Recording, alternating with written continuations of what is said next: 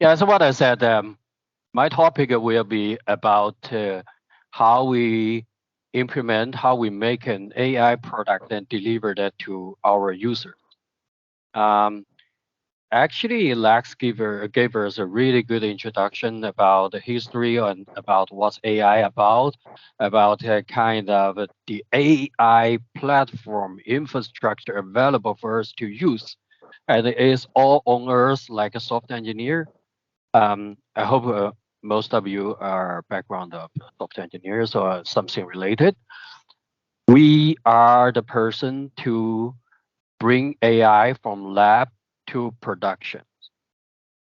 But at the same time, doesn't matter it's AI or it's some kind of database, we have to respect all the kind of software engineering principles. And at this moment, it's only rely on us. So we need to be able to deliver our product with reasonable quality, with cost effective. Keep that in mind. That's called real world software development. We are not academic. We have different focus. So before we get started, just do a quick introduction to myself. My name is George Chen. I'm a frontline software engineer, as what I said, as have been always just coding, never been a manager. So always doing coding. And I used to run multiple user groups and meetup. That's what I already mentioned before. And I started learning machine learning and AI practitioner, AI knowledge from 2013. And I've been working on different sides of software development, like enterprise, from enterprise to startup project. I would likely have been working on and lead several AI projects for startups in recent years, and also awarded as Microsoft Most Valuable Professionals 2016, 2017. So today we're going to use an example to demonstrate how when we have no matter we have an idea, we want to make a product, or we have been assigned somebody or investment to make a product, how we approach a solution for AI product. It's not only for AI. It's a software development. We have all the software engineering principles we need to follow, as far as how we address some unique AI specific problems and challenges. So today's demos is about using computer vision to assist the product checkout. Imagine in a retail store like a Walmart, Home Depot, you put things on the counter and the sales going to scan them one by one, and the POS going to show your product and the price and give you a summary. So with computer vision, actually once everything put on the counter, computer vision going to recognize your product and have all the information displayed on the POS. In theory, it's going to greatly improve your productivity, especially in holiday season. If you experience that thing in Costco, the line going to be hundreds, something like that time, and also some like scalability, availability requirements, and it's supposed to be easy to deploy because in retail environment is not suitable for huge equipment, and they have to adapt to different environment changes. Their traffic, their lights difference. Uh, as a real product is not only to recognize product, to recognize your merchants, is to be able to in a real world scenario to perform as what it's supposed to. So here's the requirement. That's what I said. Need to using computer vision to detect the products. At the same time, because AI is not 100% reliable, the cashier still That's why it's called assistant. Cacher going to correct anything misrecognized or not detected, and select a product and give the correct SKU. That means the ID of the product. But at this moment, the cacher's activity give an image, a label, give image an ID. That's called enabling. It's same as what we do machine learning training and labeling the data. So this activity, we save it to use them to improve our model. So our model going to iterating version by version, but with continual improvement. And this is more kind of a real world engineering approach to address machine learning or AI problem. We're going to use the technique called active learning. I'm going to show more details later. And this system need to be able to deploy to multiple locations. A huge chain grocery stores or probably has hundreds of locations. I put a kind of a quick demo apps. The code is available in GitHub. I'm going to show you, but I just give you a feel what those things mean. Suppose this is a POS machine, and there's a camera put on the counter, and I'm a customer. I put my things on the counter. The machine going to recognize what I'm having, right? Is that you guys see it correct? So no. Oh shoot, you don't see my let me see. Oh, you don't see it. Let me show we it. can see, but the information not correct. For example, the lighter, then it label as pen. That's totally wrong. Yeah, so that's I was trying to demo effect. Okay. Yes, it's wrong. So what I'm going to do is it says I'm a cashier. I know you're really smart. I didn't notice it's wrong. I probably do too much test. So this is a lighter. I'm manually corrected, but you see enable training. So this thing will be saved for further improve our model. And remember, I enable training and I remember argument image. Yes, just a little bit. I will coming back what this means, and I saved it. So this thing going back to our storage, and they're going to be used at night to train our model. Probably already have a thing here.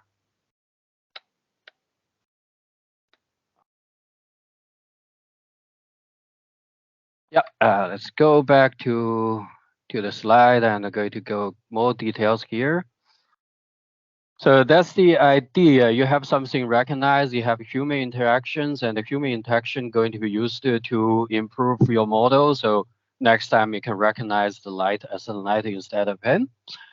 But as a software engineer and as a software architect, you need to be beyond about to labeling things correct.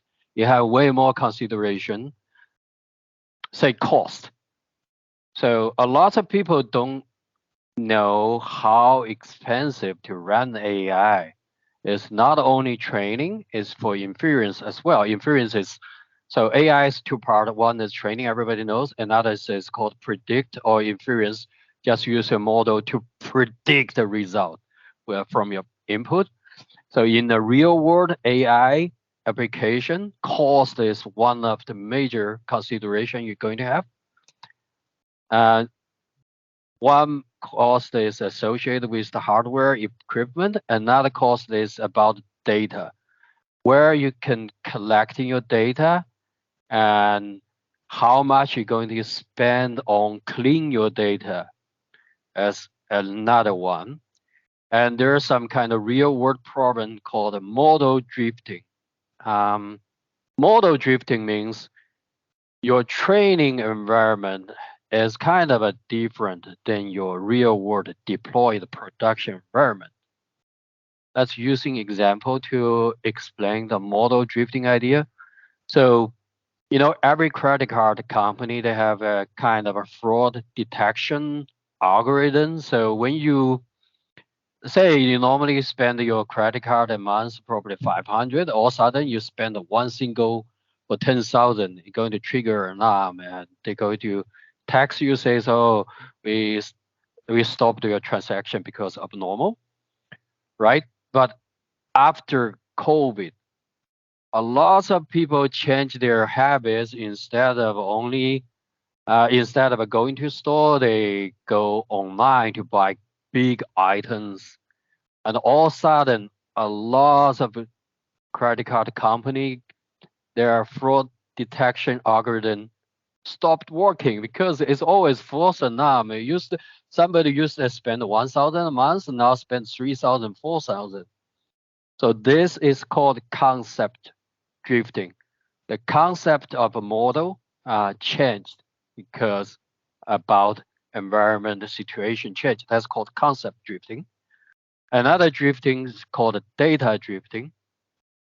Uh, I think Chen probably remember, we worked on some face recognition. We implement a security camera to detect who is coming to the door and to search the database if this one is authorized to enter or not. The funny thing is, it's only working in morning, but stop working in afternoon. So we investigated and figured out because in afternoon we have a door opened, and that door opened with sunlight directly goes through that door, and then all of a sudden the image from the camera changed. So this actually is a data drift. In real world production, it's not going to say my model has 99% of accuracy or 90% accuracy. That's far from enough. Sometimes a model with less accuracy but more durable, more better handling those drifting is more suitable for your product. Another thing is we need to consider iteration. So for AI products, as what we already mentioned, every day, every hour, there are new things coming. If we are doing those traditional planning and discussion, the things for half of the year, 1 year development cycle, you're already behind. Once you think out, you spend a million, is already behind. We need to quick iteration for our product to prove the concept. Uh, it's not that proof of concept, it prove that your kind of market concept, prove your user behaviors. So if your product acceptable, can be accepted by your potential customers, you prove this thing. You need a quick iteration to make adjustment, and you also need quick iteration to your models. There are always new models come in. There are always new data come in, and then we have to address the situation change, environment change, like model drifting. You have to have quick iteration over your model as well. And this is going to touch something called ML ops to automation, all these things to increase the speed of iteration. Another thing is we need to utilize the existing resource as much as possible. AI research, AI proof of concept, they're expensive as well. But luckily we have a lot. The open source community has a lot of things available for us to start with it. I'm going to show you some place we can looking for pre-trained models, and we can also rely on those existing infrastructures like Azure's machine learning workspace, Azure Recognitive Service for those APIs, and Azure Functions for the backend thing, and app service for every existing resource to increase your speed to speed up your development life cycles. Those are very critical to have a successful AI product. Same live infrastructure. So I don't know if you worked in this industry 10 years ago, you're going to know how heavy. You probably spend 2 days or 3 days just to make your dev environment ready, and then probably figure out multiple days to have a machine set up, a server set up um, to run your applications. That's not today. We need to keep the infrastructure as light as possible, push things to edge to utilize cloud. The same go back to our original ideas, quick iterations. So AI special challenges already mentioned. Model drifting, you have to handle, you have to pay attention. Cost and the performance. We need to have a balance, the cost and the performance of your models. We also have to think about how and where we get the data from. So there is some kind of a technique to address those problems. I'm going to discuss something here, like use synthetic data. One of the technology we are using is called image augmentations. Image augmentation means you just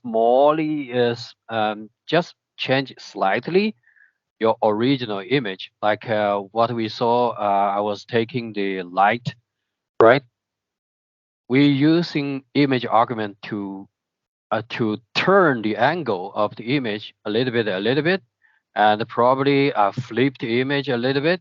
So we generate a multiple image for our training.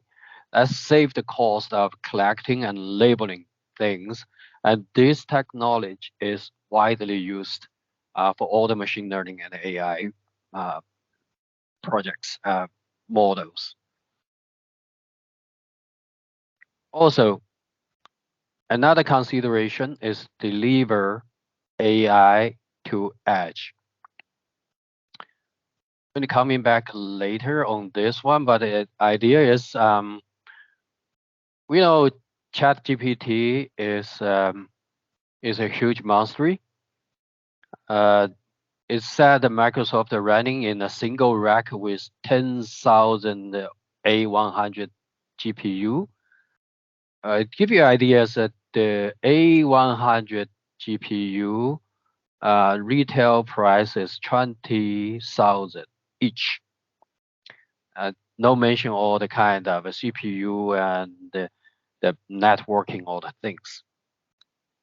So it's very expensive, but with putting model to image, we can get rid of this burden of running a monster centralized machine. And a lot of edge devices are capable, like we have a lots of machine learning models already running on our iPhone or Android phone. And in my demo, it's actually the model is running in browser using TensorFlow JS. To show you what I mean. So everything actually is running in TensorFlow JS. It's going to download. If I refresh, it's going to pull in all the models from an Azure blob storage. You can see here. Wait and Bing, 44 meg. With this way, we shift the computation burden to edge devices way more scalable.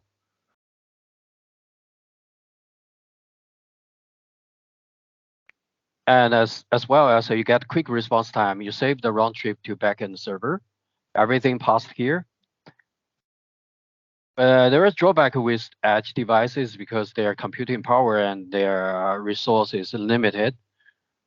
So you're going to sacrifice your accuracy a little bit to your response time and to your cost saving. So you need to keep that in mind, and then you need to have a good judgment over this when you're designing things. Active learning. So using our examples, active learning is you are using your user's activity interaction to labeling your data. As what I said, a cashier to label your light from pen to light. It saves the cost because anyway, your cashier going to do that. You don't have to hire somebody and have a special uh, person to do that job. And it does improve the model accuracy on the going, and it enabled fast, quick model iterations. And we have to rely on the pipeline, DevOps, MOps pipeline to make it even more efficient. So a lot of talk. So where's the design? I got everything what I was thinking and the idea I put into ChatGPT. And the ChatGPT give me a design like this. So let me describe it. I would say it's okay design, it's going to work, but you know, it won't replace a kind of a software architect on doing things more efficient and correct.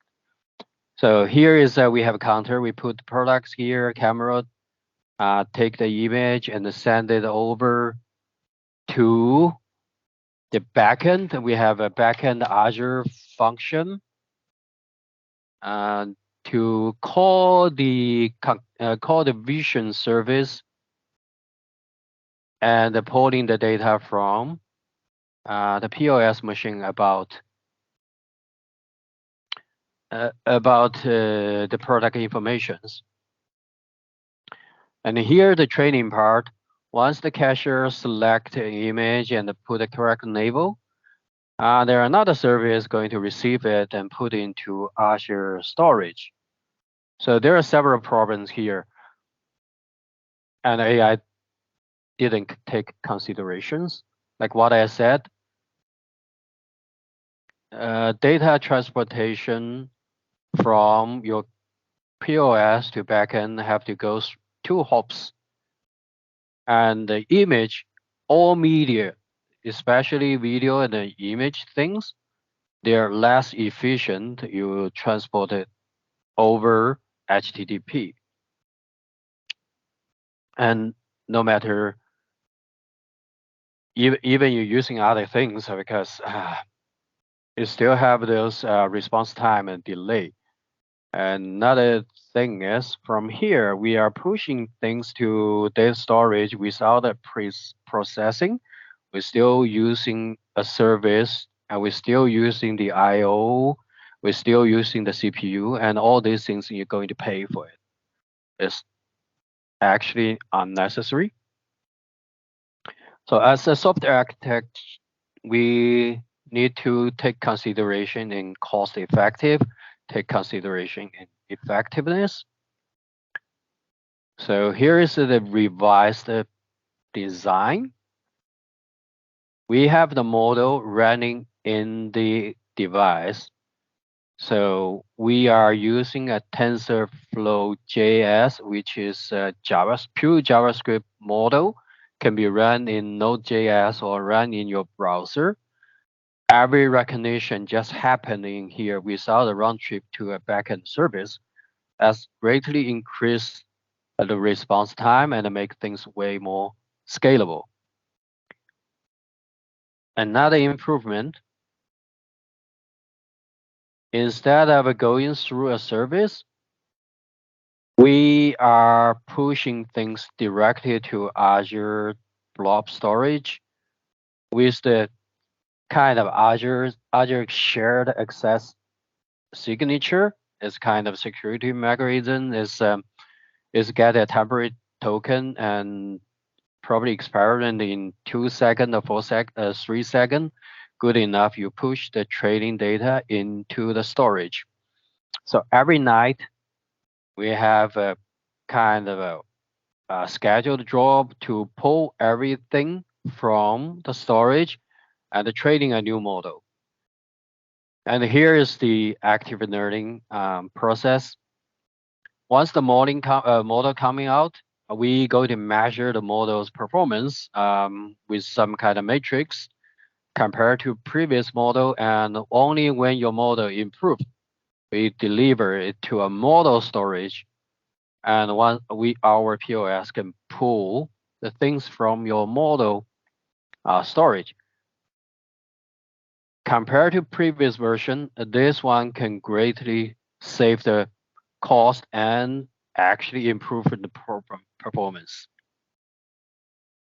So if you're wondering, oh, if AI can actually replace the software engineer at this moment, no, they don't. They probably can write a web page or okay design, but they never optimize it because all the knowledge AI currently have is based on human input. They all learned from human knowledge. They are not inventing knowledge yet. So actually, human knowledge, human is their seeding of their capability. They are more efficient, they're more powerful, but their knowledge is not beyond yet. So this is the summary of the improvement. Just by the way, everything you can find in our GitHub. I'm going to show the link in the last page. You can go there. The two part is the shopping smart shopping cart is the UI and the model running inference, and the customer vision blob training is the training service to do the active training. And the other service we are using is we are for this demo I'm using customer vision provided by Microsoft. Actually, they are just wrapping an open source model. Actually, it's open source models YOLO 4. But they provide a UI, they provide an API for you can integrate it to your Azure service.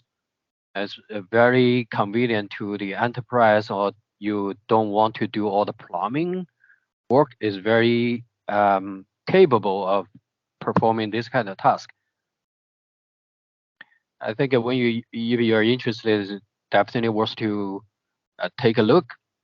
And a blob storage, everything actually stored in the Azure blob storage, the model, the training data, and the front, the site is hosting Azure Static Web, and the training is Azure Function, which scheduled at midnight, and all the deployment pipeline is Azure Functions. So it's pretty much we can cover our development end to end with all the Azure service, but that doesn't mean you cannot using other platform.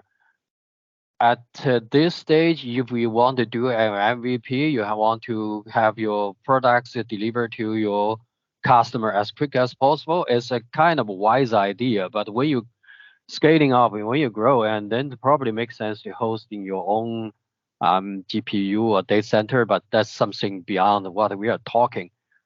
The demo is want to demonstrate we use all the existing resource, and with our knowledge as a software engineer, we are actually capable and we actually ready to welcome the AI revolution. And we're going to survive. We're going to succeed.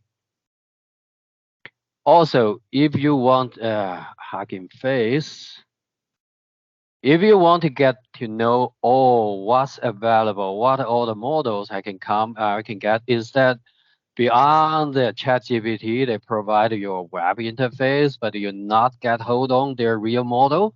There are lots of open source model ready for your use. If you want to go more in depth to experiment the model by yourself, here's where you can find those things. One is called Hugging Face, and that's the go-to place for at this moment. Every new things coming out, you first checking Hugging Face if some awesome crazy nerd already implement some open source model and free for everybody using. Another thing is actually NVIDIA NGC. NVIDIA NGC, they claim to provide production-ready models for you to use, and they also provide a service wrapper. And not necessarily that good, but anyway, you can check it out. And there are TensorFlow Model Garden, and another interesting place called the Papers with Code. The papers with code is in nowadays those academic that when they publish a paper, they're normally going to give you a GitHub link. So paper with code is we're collecting all the papers, the latest papers, latest progress, and classify, catalog them with a GitHub link. So if you have a great idea, you want to make some kind of awesome project, but you don't know where and what's the current status in this field, recognize cat and dog and things. Here is you can always find the latest progress, and the progress is by days, so you just need to check it regularly.